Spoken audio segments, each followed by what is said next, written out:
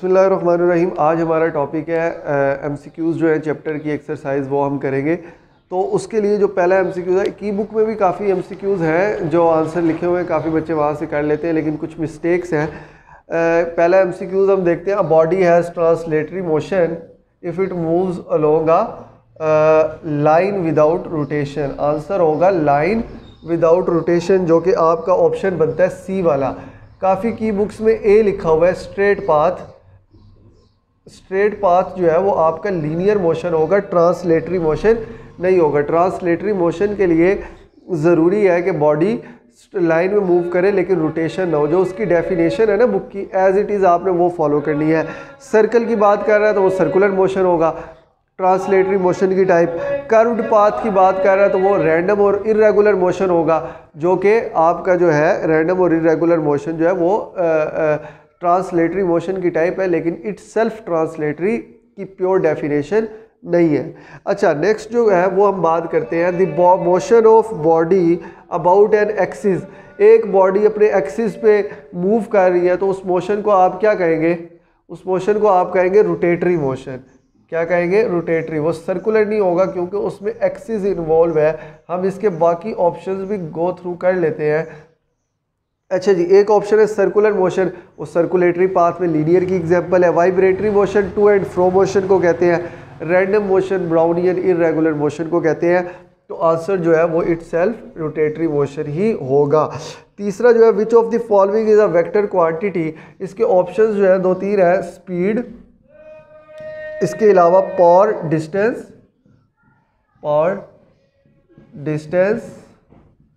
And displacement. आपको पिछले lectures में बताया था कि स्पीड और वेलोसिटी दो टर्म्स है। वेलोसिटी इटसेल्फ वेक्टर है और स्पीड वेक्टर नहीं है। डिस्टेंस जो है वो इटसेल्फ स्केलर है, जबकि डिस्प्लेसमेंट जो है वो वेक्टर क्वांटिटी है। तो इसका आंसर होगा डिस्प्लेसमेंट। अच्छा, पावर की बात करते हैं। पावर की, तो पावर का आपको बताते हैं। पावर का फॉर्मूला होता है जो एक फार्मूला बहुत यूज़ होता है, एफ डॉट वी।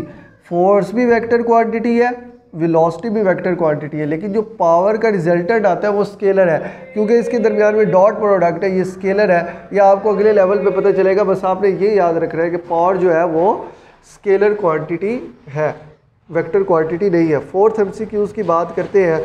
वो कहते हैं if an object is moving with constant speed then its distance time graph क्या होगा? एक बॉडी है वो मूव कर रही है कांस्टेंट स्पीड से, distance time graph constant speed से मूव कर रही है। कांस्टेंट स्पीड मतलब यूनिफॉर्म स्पीड। तो मैंने कहा था distance time graph uniform speed का कुछ इस तरह बनेगा। तो ये क्या होगा? ऑप्शन है along time axis. Along time axis का मतलब है कि वो जो ग्राफ होगा वो इस तरह होगा, टाइम एक्सिस के अलोंग नहीं, ऐसा तो नहीं होगा। अलोंग डिस्टेंस एक्सिस के अलोंग होगा नहीं, ऐसा भी नहीं होगा। पैरेलल टू टाइम एक्सिस के पैरेलल होगा नहीं, ऐसा भी नहीं होगा, वो तो ऑब्जेक्ट एट रेस्ट हो जाएगा। तो ये होगा जी इनक्लाइंड कहते हैं तिरछे को। ये जिस तरह चढ़ाई सी होती है ना, ये जो पाथवे है इसे कहते हैं इनक्लाइंड पाथवे। तो इसका ऑप्शन जो है आपके पास आएगा D, which is inclined to time axis. अच्छा जी, नेक्स्ट की तरफ मूव करते हैं। नेक्स्ट है a straight line parallel to time axis और a distance time graph. Fifth वाला एमसीक्यूज है। डिस्टेंस टाइम ग्राफ हम फिर से ड्रॉ कर लेते हैं। डिस्टेंस टाइम ग्राफ, तो जो स्ट्रेट लाइन है पैरेलल टू टाइम एक्सिस, ये टाइम एक्सिस के ऊपर नहीं है, टाइम एक्सिस के ऊपर होती तो अलोंग टाइम एक्सिस। पैरेलल क्या होता है? दो लाइंस जा रही हैं वो आपस में इंटरसेक्ट नहीं कर सकती, जुड़ नहीं सकती। इसी तरह ये एक लाइन है, ये पैरेलल है। तो ये किसकी एग्जांपल है? आपको बताया था डिस्टेंस टाइम ग्राफ में इसका मतलब है ऑब्जेक्ट एट रेस्ट। ऑब्जेक्ट किस पे है? रेस्ट पे है। मेरी बात समझ रहे हैं ना? ऑब्जेक्ट एट रेस्ट, ठीक है। और ऑप्शंस क्या है? मूविंग विद कांस्टेंट स्पीड का ये ग्राफ है। मूविंग विद वेरिएबल का कुछ यू ग्राफ होता है। उसके अलावा इन मोशन नहीं है, मोशन में होती तो कोई ना कोई भी मोशन हो सकता था, लेकिन ये टाइम एक्सिस है कि टाइम मूव कर रहा है लेकिन बॉडी कहीं पे भी मूव नहीं कर रही। अच्छा जी, नेक्स्ट क्वेश्चन की तरफ मूव करते हैं। The speed time graph of a car is shown in figure.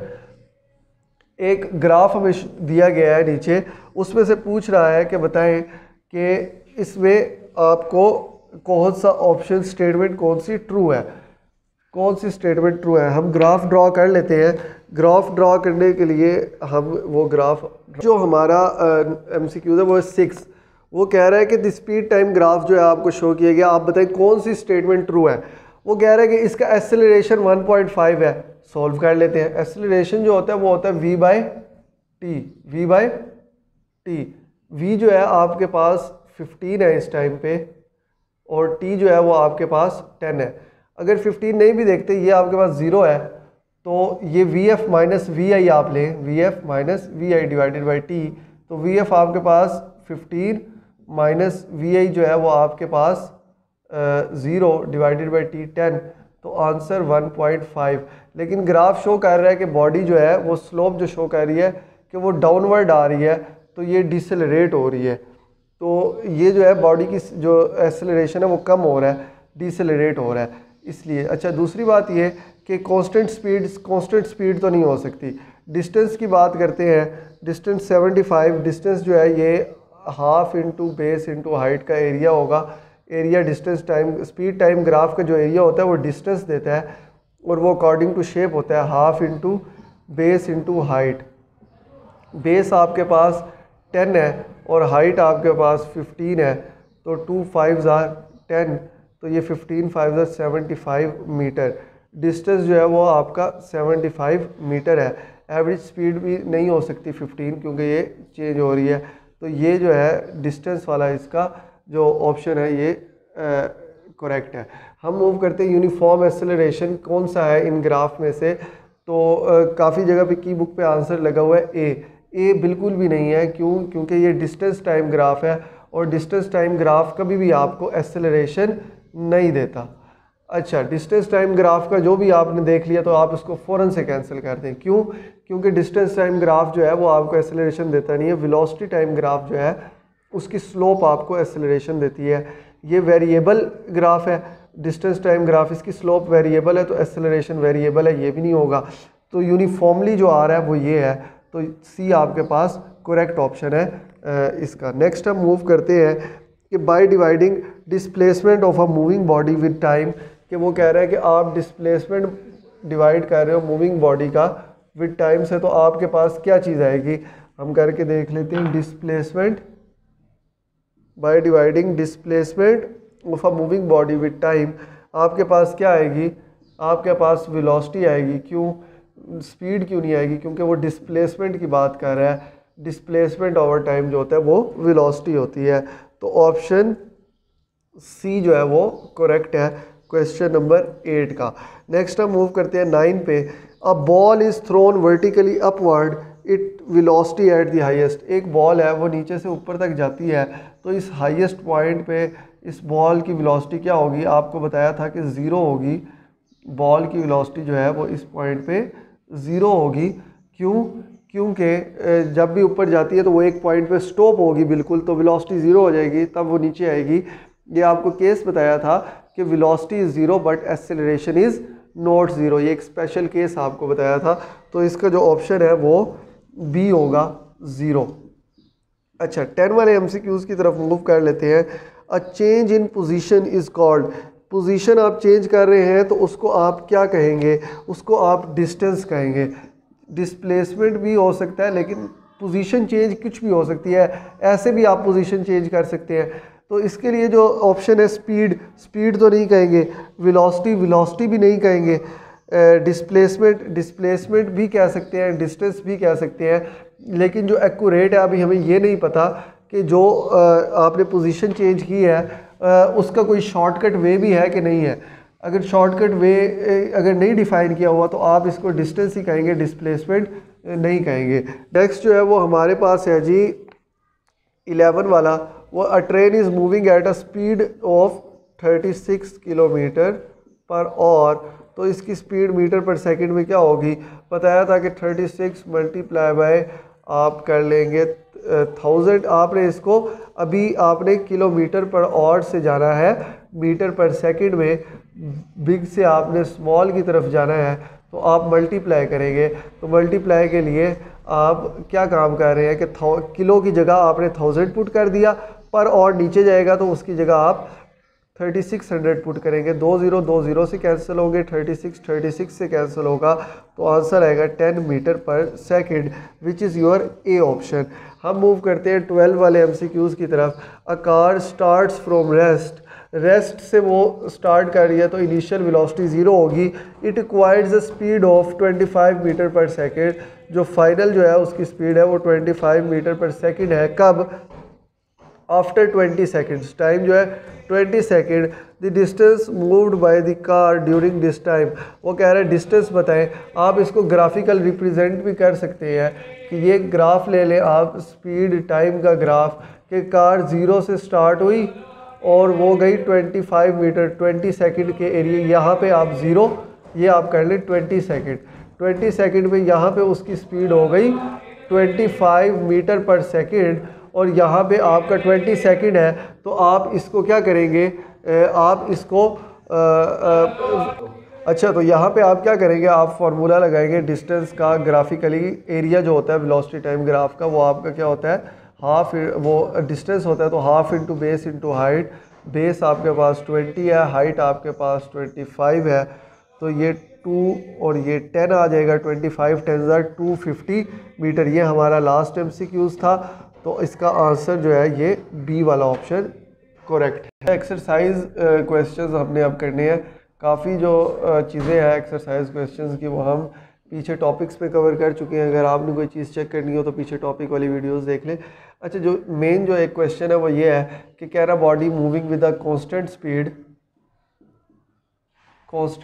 हो तो उसका एक्सेलरेशन होगा, हैविंग एक्सेलरेशन और नॉट, तो एक्सेलरेशन होगा या नहीं होगा। अच्छा, ये कोई इतना बड़ा मसला नहीं है। कांस्टेंट स्पीड मतलब यूनिफॉर्म वेलोसिटी भी आप इसे कह सकते हैं, यूनिफॉर्म वेलोसिटी भी आप इसे कह सकते हैं।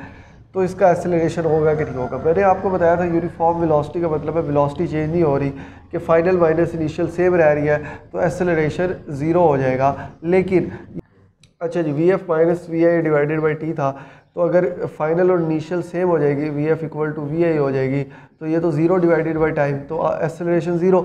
लेकिन हम कहेंगे हैविंग एक्सेलरेशन। कैसे भाई, कैसे? हम बात करते हैं सर्कुलर मोशन की। सर्कुलर मोशन में सेंट्रीपिटल एक्सेलरेशन एग्जिस्ट करता है भाई मेरे। ये एक रेडियस है, ये आपका सेंट्रीपिटल एक्सेलरेशन इस तरफ है। हर पॉइंट पे वेलोसिटी की डायरेक्शन चेंज हो रही है, सेम डायरेक्शन नहीं है। यहाँ पे इसकी डायरेक्शन चेंज होती जा रही है, डायरेक्शन चेंज होगी। वेलोसिटी जो है उसमें सिर्फ मैग्नीट्यूड नहीं होता, उसमें डायरेक्शन भी होती है। मैग्नीट्यूड भले ही कांस्टेंट हो, 20 मीटर पर सेकंड हो, लेकिन उसकी डायरेक्शन भी तो चेंज हो रही है। डायरेक्शन चेंज हो रही है तो सेंट्रीपिटल एक्सेलरेशन भी एग्जिस्ट कर रहा है। ये जो केस है ये सिर्फ सर्कुलर मोशन के लिए है। एक और क्वेश्चन जो इसका बहुत इंपॉर्टेंट है एक्सरसाइज में, वो है how do riders in a ferris wheel possesses translatory motion but not circular motion, possesses translatory motion but not circular motion. ये क्वेश्चन ही गलत है, बट नॉट रोटेटरी मोशन होना चाहिए, क्योंकि ये जो होते हैं वो सर्कल में मूव करते हैं, सर्कल में मूव करते हैं विदाउट रोटेशन, तो ये सर्कुलर मोशन होगा, ट्रांसलेटरी मोशन की टाइप, रोटेटरी मोशन नहीं होगा। अच्छा, जो फेरस व्हील जो है ना, ये खुद इट सेल्फ इसका एक एक्सिस होता है जिसमें वो रोटेट भी कर रहा होता है और सर्कुलरली भी घूम रहा होता है। लेकिन जो बात है वो दूसरी ये है, ये इसकी एग्जांपल व्हील टाइप की है। लेकिन जो इसके अभी क्वेश्चन है, राइडर्स जो है इसके अंदर, राइडर्स जो है वो रोटेटरी मोशन नहीं कर रहे होते, वो अपने एक्सिस पे नहीं मूव कर रहे, ऐसे नहीं घूम रहे, वो एक सर्कुलर मोशन में घूम रहे हैं। इसलिए जो है ये ट्रांसलेटरी मोशन की टाइप होगी, सर्कुलर मोशन, क्योंकि ये सर्कल में है विदाउट रोटेशन, तो ये रोटेटरी मोशन नहीं होगा। एक और क्वेश्चन जो है वो है कि why vectors can not be added और सब्ट्रैक्टेड लाइक ऑर्डिनरी अलजेब्रा। हम ये बात करते हैं कि जो ऑर्डिनरी अलजेब्रा होता है उसको, उसके लिए ना, मतलब ऑर्डिनरी बाकी जो स्केलर क्वांटिटीज़ है 5 + 5 kg या 10 kg या कुछ भी 5 मीटर पर सेकेंड, इसको हम ऑर्डिनरी अलजेब्रा से एडिड और सब्ट्रैक्ट कर सकते हैं। लेकिन वेक्टर के पास मैग्नीट्यूड तो है लेकिन साथ में उसकी डायरेक्शन भी है, तो हम इसको वेक्टर अलजेब्रा से ही जो है ऐड और सब्ट्रैक्ट कर सकते हैं, ऐसे नहीं कर सकते क्योंकि इसमें डायरेक्शन भी इंक्लूड है। Last and very important question कि वेक्टर्स कि हमारी डेली लाइफ में क्या इंपॉर्टेंस है। वेक्टर्स की डेली लाइफ में इंपॉर्टेंस ये है कि आपने किसी को बताना है कि मैंने अपने घर से स्कूल तक जाना है, तो मैं इस इतने किलोमीटर है, 20 किलोमीटर पे मेरा स्कूल है, तो वो आसमानों में तो नहीं चला जाएगा, राइट लेफ़्ट कहीं पे तो जाएगा, तो उसको एक डायरेक्शन भी देंगे टुवर्ड्स नॉर्थ ईस्ट या राइट टुवर्ड्स लेफ़्ट।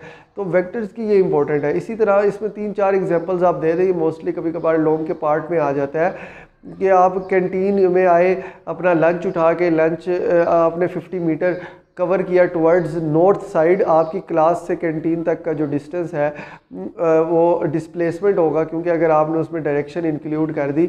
इसी तरह आप अपने स्कूल से कॉलेज की तरफ गए, कॉलेज से वापस घर की तरफ आए, तो इस तरह वेक्टर्स जो है ये हमारे इम्पोर्टेंट है डेली लाइफ में। ठीक हो गया, यहाँ पे हमारा चैप्टर एंड होता है। Thank you.